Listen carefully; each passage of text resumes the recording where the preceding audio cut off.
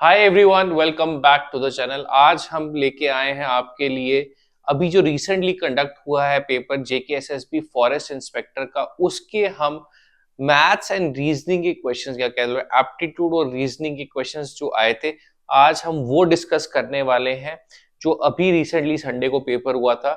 तो अगर आपको बेसिक्स क्लियर हैं तो ये आपके लिए बहुत ही आसान क्वेश्चंस रहेंगे। जिन्होंने पेपर दिया है वो भी अपना चेक कर सकते हैं कि उन्होंने कितना सही किया है, कितना गलत किया। तो let's begin with the questions. देखो, पहला एप्टीट्यूड और रीजनिंग का question. Volume of a cuboid of length L, width B और हाइट H दी है। वॉल्यूम ऑफ क्यूबॉइड, देखो वॉल्यूम क्या होता है, length into breadth into height, और वॉल्यूम का फॉर्मूला पूछा तो that is option A. Very easy question, direct answer, should not take more than 30 seconds। बहुत आसान question. Area of a rhombus whose diagonals are of length 10 cm and 8.2 cm is, देखो यहाँ पे थोड़ा सा एरिया ऑफ रोम्बस का formula पता होना चाहिए कि क्या होता है। Half into diagonal 1 into diagonal 2 is the formula of area of rhombus. वो कैसे निकलेगा, देखो एरिया निकलेगा 1/2 into D1 is 10, D2 is 8.2, इसको काट लेते हैं 4.1 ताकि 10 रहे हमारा, तो that is 41 is the answer. Very easy question, दोनों क्वेश्चन मिला के भी 1 मिनट नहीं लगना चाहिए था ये सॉल्व करते टाइम। देखो नेक्स्ट क्वेश्चन, अच्छा क्वेश्चन है। A circular pond has a circumference of 22 kilometre, what is its diameter. Circumference का फॉर्मूला क्या होता है, 2πr। वो किसके बराबर दिया है, 22 के। तो 2πr इज गिवन एज 22, तो ये चलो इसको अभी नहीं काटते, इसको 2 into 22/7 into r equal to 22। तो r ये 2 कैंसिल हो जाएगा। से देन देखो क्या दिया है, circumference has a circumference of 22 kilometre, what is its diameter. तो देखो यहाँ पे क्या बनेगा, 2r इक्वल टू ये 7 जाएगा उधर, तो 2r क्या होता है, diameter. 2 times radius is what, diameter. तो 7 kilometre, that is option D is the answer. Yet another easy question. ठीक है, क्या दिया था, सर्कमफ्रेंस दिया था किसके बराबर, 22 किलोमीटर के, तो 2πr इक्वल टू 22 करना था। वहां से 2r की वैल्यू, 2r मतलब कि diameter, because diameter is twice the radius, तो ये रहा इसका आंसर। अब देखो next question. The distance covered by a tyre of 84 centimetre radius in 4 revolutions is.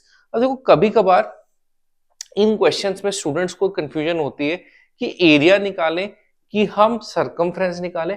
आप ऐसे केसेस में, ऐसी कंफ्यूजन में ऑप्शंस देख सकते हो कि यार यहाँ पे सेंटीमीटर है, सेंटीमीटर है, स्क्वायर नहीं है। स्क्वायर रिप्रेजेंट करता है एरिया को। तो एक ये ट्रिक है, आप चेक कर सकते हो जिससे कि भाई यहाँ पे क्या निकालना है, सरकमफ्रेंस निकालना है कि एरिया निकालना है। Anyways the distance covered by a tyre, tyre वो क्या डिस्टेंस, उसका डिस्टेंस हमेशा क्या होता है, उसका सरकमफ्रेंस से ही कैलकुलेट करते हैं।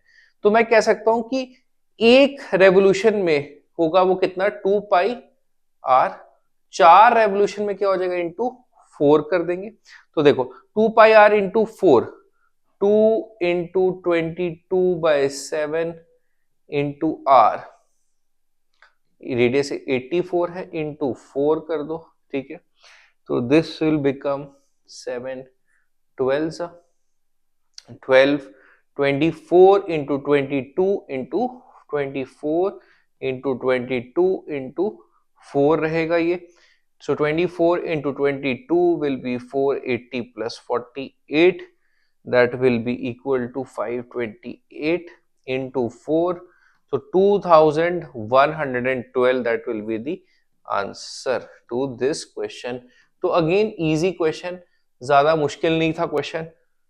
आई थिंक कि अगर देखा जाए तो ये सेक्शन, मैथ्स वाली सेक्शन जो है वो काफी इजी थी इस पेपर के अकॉर्डिंग। अब देखो नेक्स्ट क्वेश्चन देखते हैं। The length of a field is increased by 50% and width is decreased by 40%. Percentage increase in या decrease, percentage change in area, not increase, percentage change in area. अब देखो ये question निकालने के लिए आपको परसेंटेज की नॉलेज चाहिए, सक्सेसिव की नॉलेज चाहिए। सक्सेसिव में एक फॉर्मूला यूज होता है a plus b plus a b upon 100। This formula is used whenever there are two successive percentage changes, या फिर ये फॉर्मूला तब भी यूज करते हैं हम जब कोई क्वांटिटी को एज अ प्रोडक्ट लिखा जा सके of two quantities, when any quantity can be represented as a product of two quantities. तो देखो लेंथ ऑफ अ फील्ड और width change in its area, area can be represented as l into b, तो ये formula यहां use कर सकते हैं। Field में जो है लेंथ बढ़ रही है 50%, तो 50% बढ़ा देते हैं। विड्थ डिक्रीज हो रही है कितनी, 40%, घटा दो 50 इंटू -40 अपॉन 100। तो ये सॉल्व करेंगे, 50 माइनस 40 इज 10, 5 इंटू -4 इज -20, तो -10%, that is option D is the answer. Again very easy question. I think ये सेक्शन बहुत इजी था। अराउंड 30 में से मुझे ऐसा लगता है कि 23-24 क्वेश्चंस वर वेरी इजी, जो बहुत आराम से निकल सकते थे। The linear equation 3x minus 11y equal to 10 has, अब देखो ये linear equation in two variable है, ठीक है। अब जब single linear equation in two variable दी हो तो क्या होता है, देखो अगर मैं x को 0 पुट करूं तो y की कुछ वैल्यू आ जाएगी, y equal to -11, y equal to 10 आ जाएगा, y हो जाएगा -10/11। मैं y को 0 पुट करूं तो x की कोई वैल्यू आएगी, x को 1 पुट करूं तो y की कुछ वैल्यू आएगी, y को 1 पुट करूं तो x की कुछ वैल्यू आएगी। तो मैं कह सकता हूं for every value of x there is a corresponding value of y, या for every value of y there is a corresponding value of x। तो ऐसे केस में हमेशा क्या होंगे, infinite solutions will be the answer, क्योंकि कोई भी x की वैल्यू पुट करोगे तो y की एक अलग वैल्यू मिलेगी ही मिलेगी। जिन्होंने ऑफलाइन क्लासेस में भी पढ़ा है हमसे, उनको पता होगा ये हमारी शीट में भी है क्वेश्चन, ये हमारी शीट में था क्वेश्चन। ऑल्दो इसका एक्चुअल सोर्स क्या है, ये NCERT class I think 9th या 10th की टेक्स्ट बुक में क्वेश्चन दिया है, ये वहीं से उठा के डाला हुआ है। देखो सिमिलर, अब देखो अगर आप एनसीईआरटी उठाओगे तो आपको ये 3 क्वेश्चन, ये तो डेफिनेटली एज इट इज मिलेगा, और ये वाला क्वेश्चन भी definitely as it is NCERT में मिलेगा। आई एम नॉट श्योर कि ये एग्जैक्टली ऐसा मिलेगा, बट हाँ ऐसा क्वेश्चन भी है वहां पे। देखो next, point 3,4 lies on the graph of the equation. अगर ये ग्राफ ऑफ द इक्वेशन पे लाई करता है तो दैट मींस ये इस इक्वेशन को क्या करेगा, सेटिस्फाई करेगा। सेटिस्फाई करेगा तो x की वैल्यू हो जाएगी 3, y की हो जाएगी 4। तो y की जगह हम 4 पुट कर सकते हैं और x की जगह हम 3। तो ये क्या बन जाएगा, 3x equal to 12 minus 7 that is 5।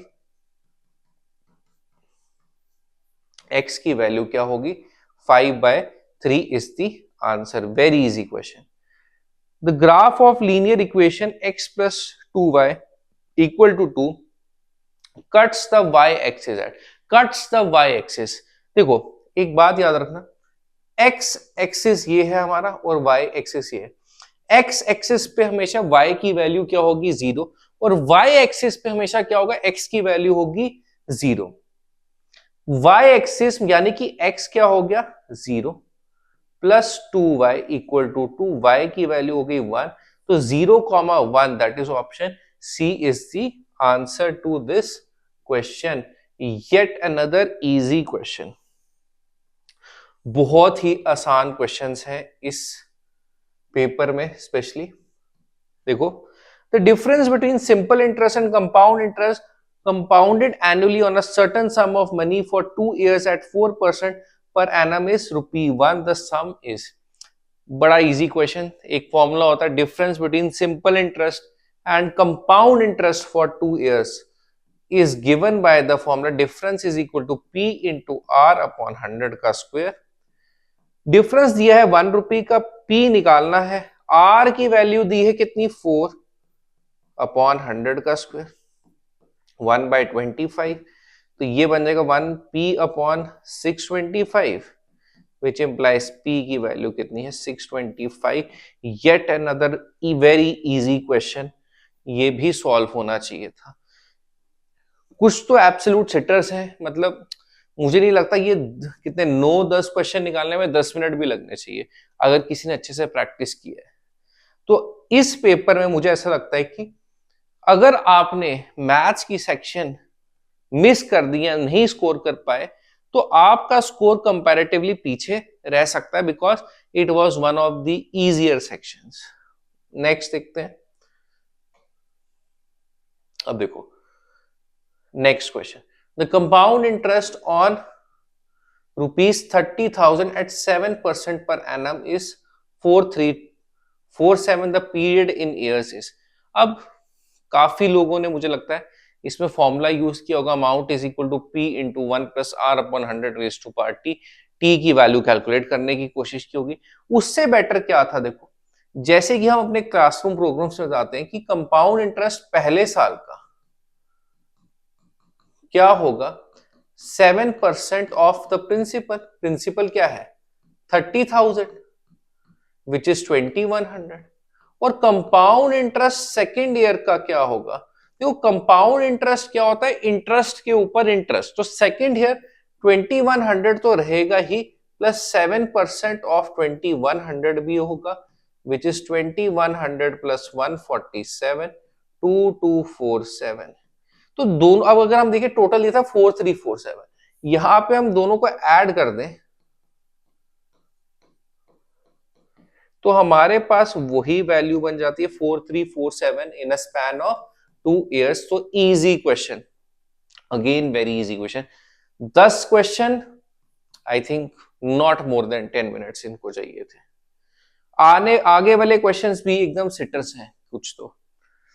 देखो अब बॉडमास के क्वेश्चंस, बॉडमास में क्या चलता है, पहले ब्रैकेट फिर ऑफ फिर division multiplication addition and then subtraction, यही सीक्वेंस में चलना है।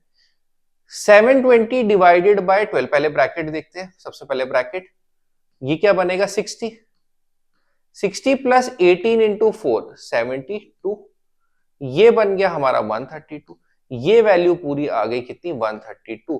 फिर क्या करेंगे, सबसे पहले डिवीजन, 132 डिवाइडेड बाय 6 कितना होगा, ये 22 plus 25% of 161 by 4 of 160 that is 40। तो कितना आ जाएगा 62 is the answer, that is option C. Again एक और बहुत इजी क्वेश्चन, आगे बढ़ते हैं। देखो 480 डिवाइडेड बाय 16 माइनस 8 इंटू 3/4, पहले क्या करेंगे multiplication, so 3 2 6, 16 minus 6 that is कितना 10। तो ये 480 डिवाइडेड बाय 10 क्या हो जाएगा 48 बन जाएगा। 48 ये वाला पार्ट होगा, प्लस 35% ऑफ 200 विच इज 70। तो ये हमारा कितना बन गया -18 भी रहेगा। 48 माइनस 18 दैट इज 30 प्लस 70 कितना हो गया 100, that is option C. Again an easy question, BODMAS की क्वेश्चन बहुत इजी। नेक्स्ट देखते हैं इसको।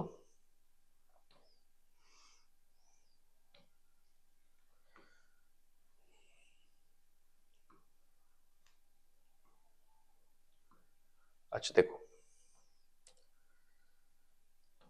नेक्स्ट क्वेश्चन, -3, ये क्या बन जाएगा +3, -2 -8 दैट इज -10 -4 -14। तो ये 3 इंटू -14 क्या बनेगा -42 डिवाइडेड बाय, ये क्या बन जाएगा देखो -2 इंटू -1 दैट इज 2, ये बन गया 2। 5 प्लस 2 क्या हो गया 7,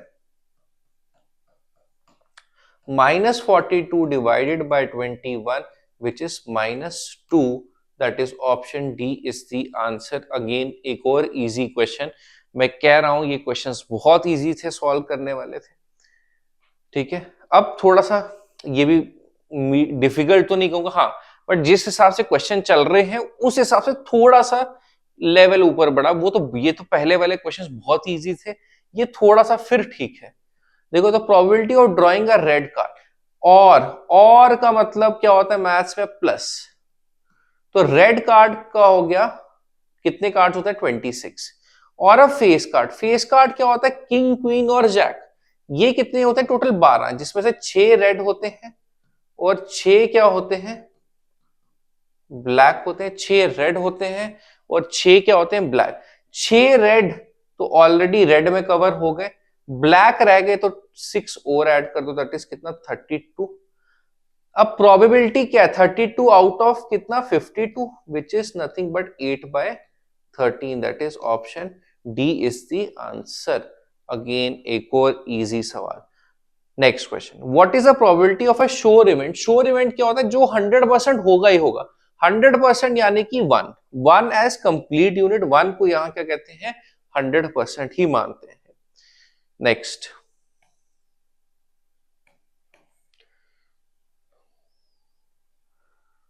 अच्छा देखो, अच्छे क्वेश्चन हैं ये सारे। What is the probability of getting a number greater than 6 on a dice? Greater than 6, क्या कभी डाइस पे 6 से ऊपर नंबर देखा है? नहीं देखा है, तो हो ही नहीं सकता। इसका आंसर क्या आएगा? प्रोबेबिलिटी क्या होगी इसकी? तो देखो, जब 6 से ऊपर नंबर ही नहीं आ सकता तो प्रोबेबिलिटी विल बी कितनी? 0। That is option C. ठीक है, next question, by selling a bicycle for 2850, ठीक है, 2850 शॉपकीपर गेन्स 14%, सेलिंग प्राइस है 2850 और प्रॉफिट है कितना? 14%। If the profit is reduce to 8% then the selling price will be, मतलब प्रॉफिट 14% से 8% आ जाए तो सेलिंग प्राइस क्या होगा? देखो, ऐसे केसेस में सबसे पहले तो कॉस्ट प्राइस कैसे निकालते हैं? देखो, क्योंकि इतने पे बिका है और प्रॉफिट पे बिका है, तो मतलब ये कॉस्ट प्राइस से कितना ज्यादा है? 14%, क्योंकि 14% प्रॉफिट है। Profit is a function of cost price, ठीक है, कॉस्ट प्राइस पे लगता है हमेशा प्रॉफिट परसेंटेज।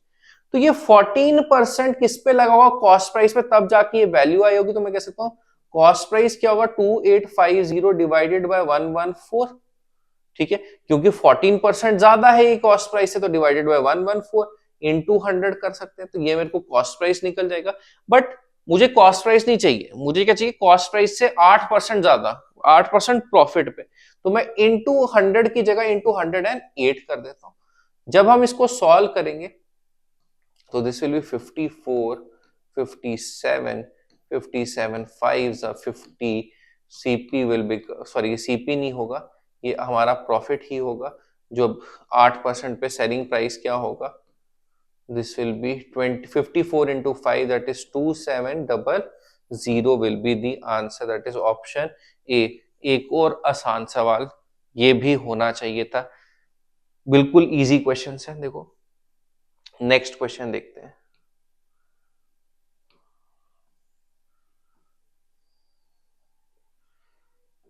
ठीक है, देखो, A shopkeeper marks his good 30% above cost price, तो कॉस्ट प्राइस अगर 100 मान लें तो मार्क्ड अप बाय 30%, तो मार्क्ड प्राइस क्या हो जाएगा? 130 कह सकते हैं। तो मार्क्ड प्राइस क्या होगा? 130। डिस्काउंट है 10% का, discount is always given on mark price 10%, इसका कितना होगा? 13 का discount, that means selling price is 117। कितने का गेन है? गेन मींस प्रॉफिट, 100 की चीज 107 पे, तो 17%, that is option D is the profit. Again बहुत इजी सवाल, बहुत मजे से हो सकता था।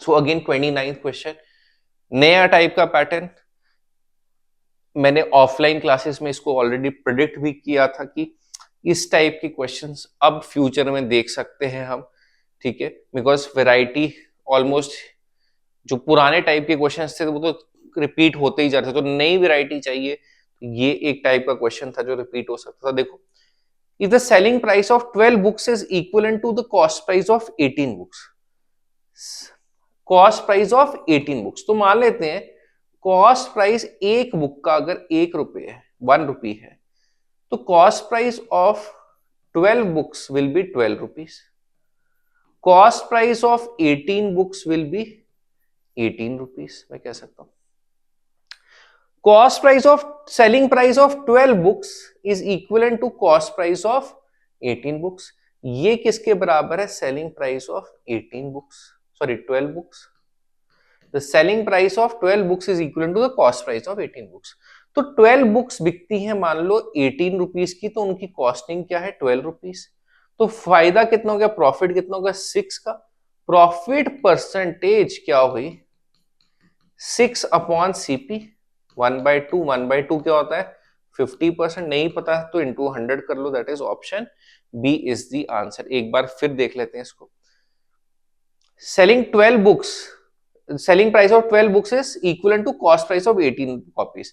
तो कॉस्ट प्राइस की कंपैरिजन कर रहे हैं, तो कॉस्ट प्राइस मान लिया 1 का 1, 12 का 12, 18 का कितना हो गया? 18। ठीक है। Selling price of 12 books is equal to cost price of 18। ये कॉस्ट प्राइस इसका सेलिंग प्राइस 12 के बराबर है, तो कॉस्ट प्राइस 12 का 12 रुपीज, सेलिंग प्राइस 12 का 18 रुपीज, प्रॉफिट हो गया 6 अपॉन 12 विच इज 50%। अगेन एक easy question.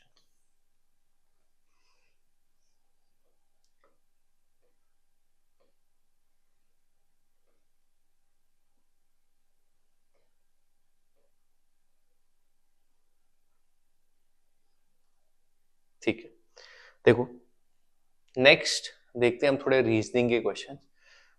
This is probably a difficult question मैं कह सकता हूं।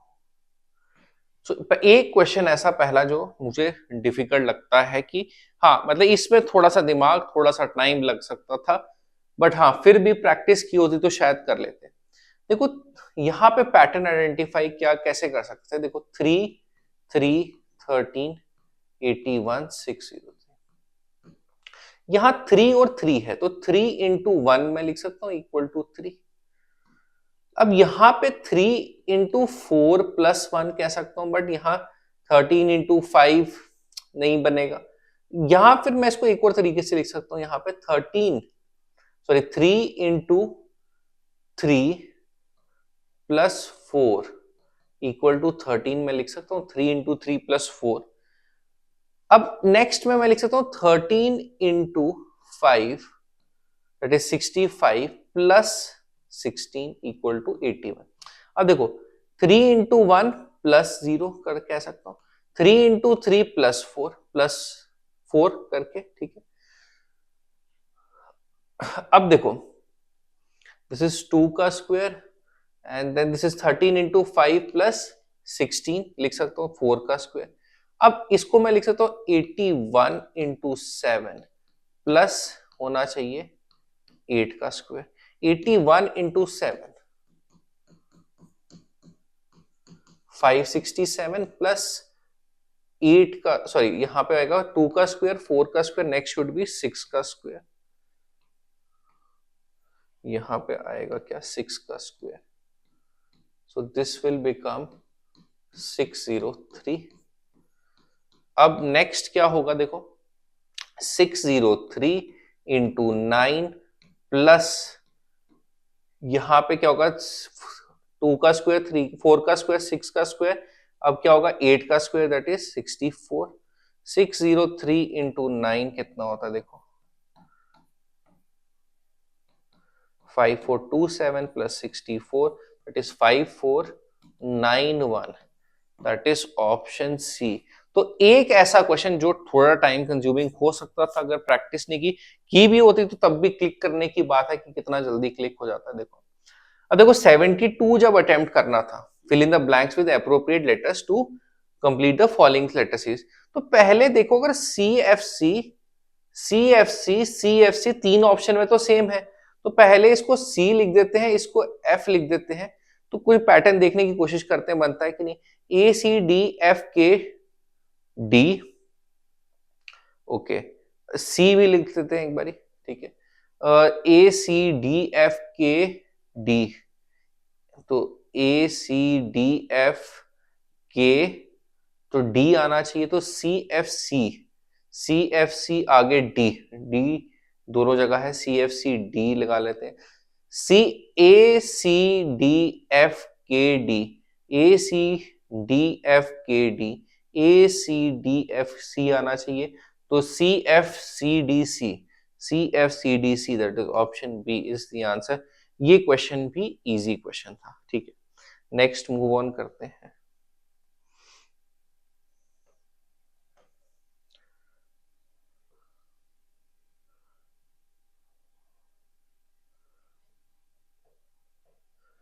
तो देखो एक क्वेश्चन मुझे थोड़ा कंट्रोवर्शियल लगता है इसमें, that is 73rd question. I am not sure इन्होंने आंसर की में क्या निकालते हैं, बट अकॉर्डिंग टू मी यहां पे कोई पैटर्न, एग्जैक्ट पैटर्न अगर मैं कहूं तो आंसर में नहीं बनता है। अगर आपको लगता है कोई एग्जैक्ट पैटर्न है तो you can comment down below, इसलिए हम ये क्वेश्चन को क्या करते हैं, स्किप। अकॉर्डिंग टू मी ये क्वेश्चन थोड़ा एम्बिग्युअस है, ठीक है, तो ये question will skip. I think ये क्वेश्चन डिलीट होना चाहिए। एग्जैक्ट इसका कुछ आंसर मुझे तो नहीं दिखता है, अगर आपको दिखता है तो please let me know with a valid reason, मतलब reason should be a bit valid, ठीक है। नेक्स्ट देखो 74th question. At 5 PM mister Floyd is standing facing a tower, ठीक है, is standing facing a tower. तो देखो क्या दिया है, his shadow falls exactly to his right. अब देखो sun rises in the east, तो मॉर्निंग में शैडो हमेशा कहां बनती है, वेस्ट साइड पे, और sun sets in the west, तो इवनिंग में शैडो हमेशा कहां बनती है, ईस्ट में। तो अगर मैं कहूं ये नॉर्थ, ये साउथ, ये ईस्ट और ये वेस्ट, इवनिंग में 5 बजे शैडो कहां बनेगी, इधर। और Floyd is standing facing the tower, his shadow falls exactly to his right. Floyd की शैडो उसके राइट पे है, कहां है, उसके राइट पे। फ्लॉयड की शैडो कहां है, उसके राइट पे। आफ्टर 30 मिनट्स, ठीक है, तो वो क्या है, ही टर्न्स 180 डिग्री। देखो 360 क्या होता है, यहां से चले फिर वापस यहां आ गए, इसी पॉइंट पे 180 क्या हो गया, आधा, तो वो यहां पे आ गया। That means he is facing which direction, south direction, and starts walking straight. Straight मतलब नीचे की तरफ वॉक करेगा। In which direction is he walking, he is walking in the south direction, that is option C is the answer. तो ये भी question ज्यादा difficult तो नहीं कहूंगा, हाँ, बट ये समझ आनी चाहिए 180 डिग्री कहां पे रोटेट होगा, तो फिर ये क्वेश्चन क्या हो जाता, आसान हो जाता, ठीक है। नेक्स्ट क्वेश्चन देखते हैं। Consider the following information and answer the questions given below. M is the mother of N. M is the mother of N. N का जेंडर नहीं पता, ठीक है। N is the brother of O, तो अब पता चल गया। O is the wife of P. O किसकी वाइफ है, P की, तो O का जेंडर हो गया फीमेल, P हो गया mail. P is the son of Q. P is the son of Q, ठीक है। अब ये Q can be a male और female as well. P is the son of Q. How is O related to Q? तो देखो Q का सन है P, P की वाइफ है O का क्या रिलेशन है Q से, O is daughter in law obviously, ठीक है। Q is either is a parent of P, और तो फिर O क्या होगी, इसकी daughter in law, that is option D is the answer. तो अगेन एक इजी क्वेश्चन। अब देखो ये भी देखते हैं, अगेन इतना मुश्किल क्वेश्चन नहीं है, बट हाँ कंपैरेटिवली तो काफी अच्छा क्वेश्चन है। A pump fills a water tank if its pumping speed is increased by to 9/7। तो देखो ratio of speed 1 to speed 2, speed क्या हो गई अब नहीं, पहले थी अगर 7 तो अब क्या हो गई 9, इज इंक्रीज टू 9/7, मतलब अगर पहले 7 थी तो अब कितनी हो गई 9, ठीक है। और ऑफ इट्स ओरिजिनल स्पीड, जैसे ओरिजिनल स्पीड देखो, मान लो आप ओरिजिनल स्पीड मान लो अगर 7x है, तो 9/7 ऑफ 7x क्या हो जाएगा, दैट इज 9x। तो रेशियो क्या हो गई, पहले 7 थी अब क्या हो गई 9। तो स्पीड की रेशियो ये है, तो टाइम की रेशियो क्या होती है, हमेशा उल्टी, 9:7। दोनों में फर्क, रेशियो में फर्क का क्या, इतना फर्क है 2 का फर्क। ये 2 का फर्क टाइम में किसके बराबर है, 30 मिनट्स के। तो 1 विल बी इक्विवेलेंट टू किसके, 15 मिनट्स के। तो पूछ रहा है how much time did the pump originally take. Originally take क्या है, ओरिजिनली स्पीड थी 7 तो टाइम था 9, तो आंसर क्या होगा 9 into 15 that is 135 minutes. That is option A is the answer. तो अगेन ज्यादा आसान नहीं कहूंगा बट हाँ कॉन्सेप्ट बेस्ड था, अगर पता था कॉन्सेप्ट तो बहुत इजी था क्वेश्चन. नेक्स्ट देखते हैं. अच्छा देखो ये भी अच्छा क्वेश्चन है काफी. कुछ क्वेश्चंस अच्छे भी डाले हैं, आई थिंक थोड़ा बैलेंस करके ही बनाया है पेपर को.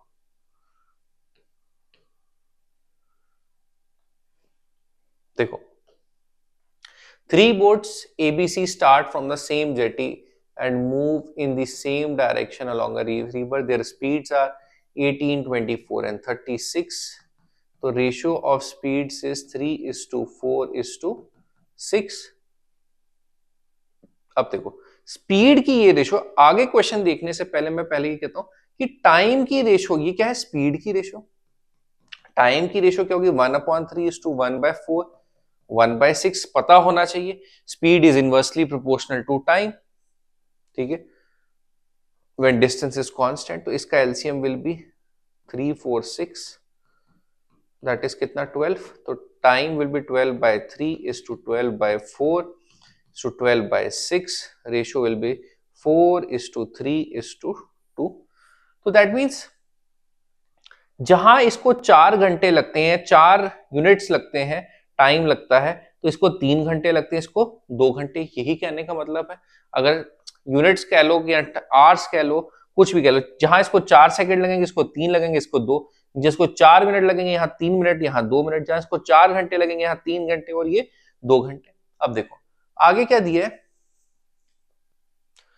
Their speeds in still water are 18, 24 and 36 km/h respectively. Boat B starts 1 hour after boat A. तो B starts 1 hour. इनमें टाइम में कितना फर्क है 1 यूनिट का. ठीक है. अब देखो अब ये 1 hour लेट आ रहा है, 1 hour लेट आ रहा है इससे. तो मैं कह सकता हूं ये ऑलरेडी जितना 4 घंटे में करता है ये उतना ही काम 3 घंटे में करता है. ठीक है. ये मैं कह सकता हूं. If boat B and C overtake A at the same time, B और सी ओवरटेक कर रहे हैं सेम टाइम में. देखो जितना ये डिस्टेंस करेगा 3 आवर्स में, ये करेगा कितनी देर में 2 आवर्स में. ये तो ऑब्वियस ही बात है. ये करेगा कितनी देर में 4 आवर्स में. तो अगर ये 3 आवर्स में कर रहा है, ये 2 आवर्स में करता है और ये दोनों सेम टाइम पे ओवरटेक कर रहे हैं, तो how many hours after B did boat C start. तो इसको जो 3 घंटे लगे इसको लगे 2 घंटे. तो ऑब्वियस ही बात है सेम टाइम पे अगर क्रॉस कर रहे हैं तो ये पर्सन इससे 1 आवर आगे निकला हुआ है. कितनी देर बाद निकला 1 hour. So that is option A is the answer. थोड़ा सा कॉन्सेप्ट बेस्ड. ठीक है. I can give benefit of doubt कि यहां शायद आप थोड़े कंफ्यूज हो सकते थे इस टाइप के क्वेश्चन में, बट हाँ still not very difficult question. Practice की होती तो ये निकल जाता. देखो जेकेएसएसबी का लेवल बढ़ रहा है and it is important to upgrade. अब ये अब डिनायल में रहना कि पहले ऐसे क्वेश्चन आते थे, ये होता था, वो था, that will not work. As per the changing pattern आपको चेंज होना पड़ेगा. You should rather focus on your goal and ignore these problems कि अब ये पैटर्न है, पहले ये था. You should work on it. सबके लिए सेम, सबके लिए डिफरेंट है. ठीक है. अगर आपको लगता है कि पैटर्न चेंज हो रहा है तो आपके लिए नहीं चेंज हो रहा, सबके लिए हो रहा है. देखो नेक्स्ट.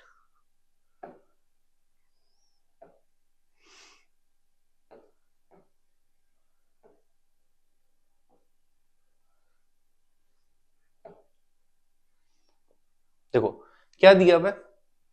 सिलॉग्स का क्वेश्चन है. All scientist are researchers. All scientist are researchers. तो ये कैसे कर सकते हैं. ये साइंटिस्ट ले लो और ये researchers. All scientist are researchers. No researcher is a poet. कोई भी रिसर्चर क्या है पोइट नहीं है. तो रिसर्चर का पोइट के साथ इंटरसेक्शन नहीं हो सकता. तो no scientist is a poet. Researcher poet नहीं हो सकता तो साइंटिस्ट भी पोइट नहीं होगा. That means 1 is correct. Some researchers are definitely scientist. Yes ये साइंटिस्ट इसके अंदर ही आ रहा, तो some researchers are definitely scientist. तो ये भी सही है. तो both 1 and 2 follow. That is the answer. Again an easy question, ठीक है। नेक्स्ट,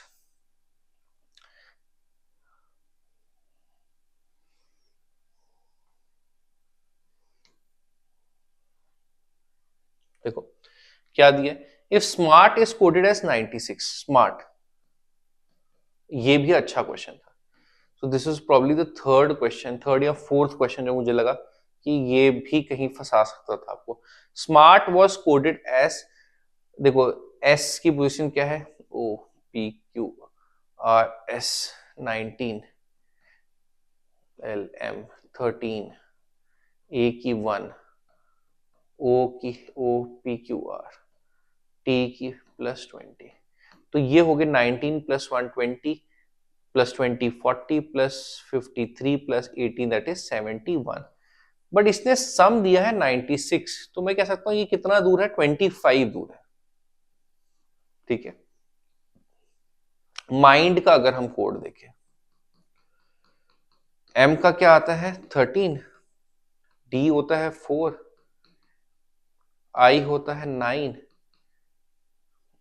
के एल एम एन, एन होता है 14, इसका टोटल बनेगा 13 + 9 22 + 26 40। ये अपने वैल्यू से कितना दूर है, 16 दूर है। अब देखो कुछ नंबर्स देख के समझ आता है ये 25 दूर है, ये 16 दूर है।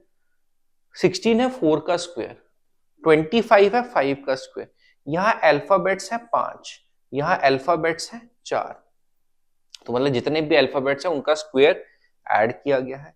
प्रो, अब देखो ओ के बाद P16, QR 18 15, तो ये कितना बना 49। 49 में कितने अल्फाबेट्स है, 3, तो 3 का स्क्वायर भी ऐड करना पड़ेगा, दैट इज कितना 58, that is option D is the answer. Again अच्छा क्वेश्चन था, ठीक है। Fourth I think according to me fourth ऐसा क्वेश्चन था जो थोड़ा सा आपको लग सकता था डिफिकल्ट। आगे चलते हैं।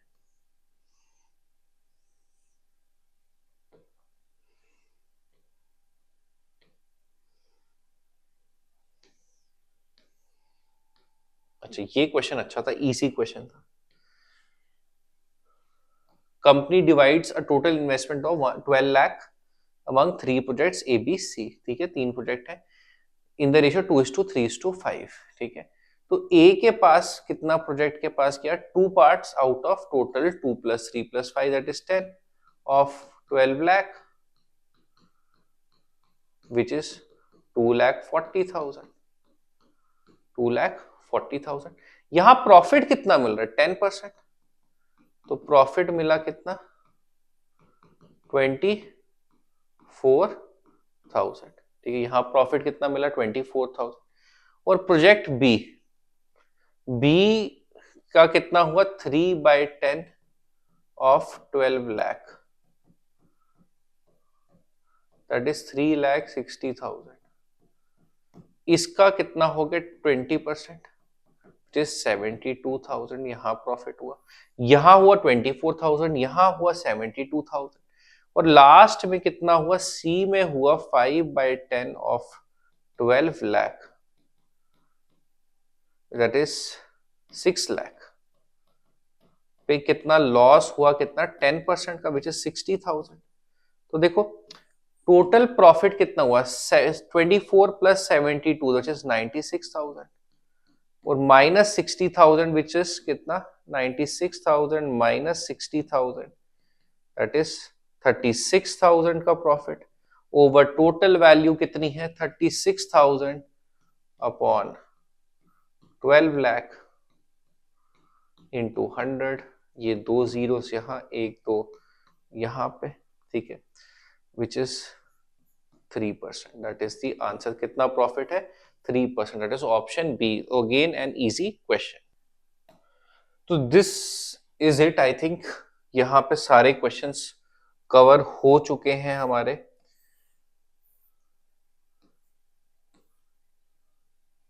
या अराउंड आई थिंक 30 क्वेश्चंस थे, तो सारे के सारे क्वेश्चंस कवर हो चुके हैं। I think 24 is a decent score in this paper, अगर हम 30 में से बात करें तो अगर आप 24 स्कोर कर पा रहे हो that is a decent score. Anything above 24 या 25 से ऊपर मैं कह सकता हूं it is a good score. और अच्छी प्रैक्टिस थी तो आई थिंक एक आध रीजनिंग का क्वेश्चन छोड़ के या कोई एक आधी गलती छोड़ के 27 would have been an excellent score. अगर आप कर पाते 27 और अबव दैट, अगर आप 30 कर लो तो दैट इज ऑसम। ठीक है, तो आई थिंक कि ये पेपर में आपका एप्टीट्यूड और रीजनिंग वाला पार्ट काफी स्कोरिंग था। थोड़े से रीजनिंग के क्वेश्चंस थोड़े से डिफिकल्ट थे, ज्यादा नहीं कहूंगा बट थोड़े से तो थे, गलती हो सकती थी। दो तीन क्वेश्चंस का स्कोप अगर हम छोड़ देते थे तो 25 could have been very easily score. 25 तो बहुत इजीली स्कोर हो सकता था। तो I hope you that you understood कि क्वेश्चंस को अप्रोच कैसे करना था। If you still have any doubts please do mention in the comment box. We will get back to you with the answers. Thank you so much.